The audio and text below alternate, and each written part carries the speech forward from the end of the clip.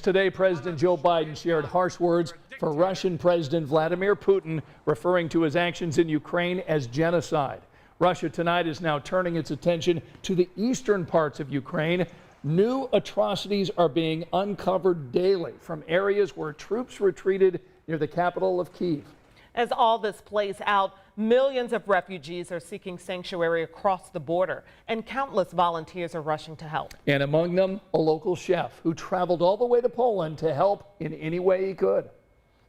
Brian Runn told me as he watched the images coming out of Ukraine these past few months, he couldn't just sit here comfortably in Indianapolis. He wanted to do something. So last week he flew to Poland to help feed thousands of refugees fleeing a war zone.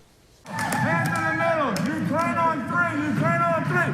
1, 2, 3. Yeah! It's the rallying cry Brian Rund is part of at the start of every morning this week, right before Rund and volunteers from around the world gather in this kitchen in Poland near the Ukrainian border to make thousands of sandwiches. If you want a drink, grab a drink. If you need a stretch, grab a stretch. One of the things working in this big kitchen is you get a feel for the enormous amount of food it takes to feed even 10,000 people, which is a fraction, just a tiny fraction of that 2.5 million. Rund spoke to 13 News Tuesday via Zoom from the Airbnb in Poland where he's staying while he's there, helping to feed refugees from Ukraine. We go through a pallet of cheese a day and a pallet of salami, 100,000 slices of salami and 40,000 slices of cheese. The need is overwhelming. People who've just fled a war zone have left everything behind, many showing up in Poland with just the clothes on their backs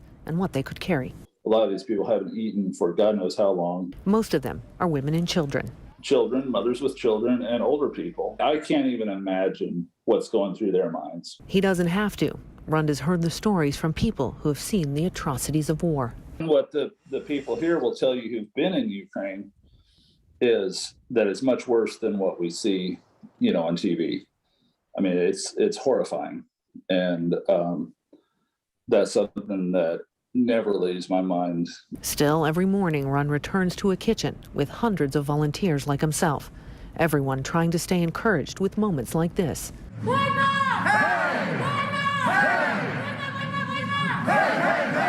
The mission, so much greater than any one person. We need to help them. It's the right thing to do.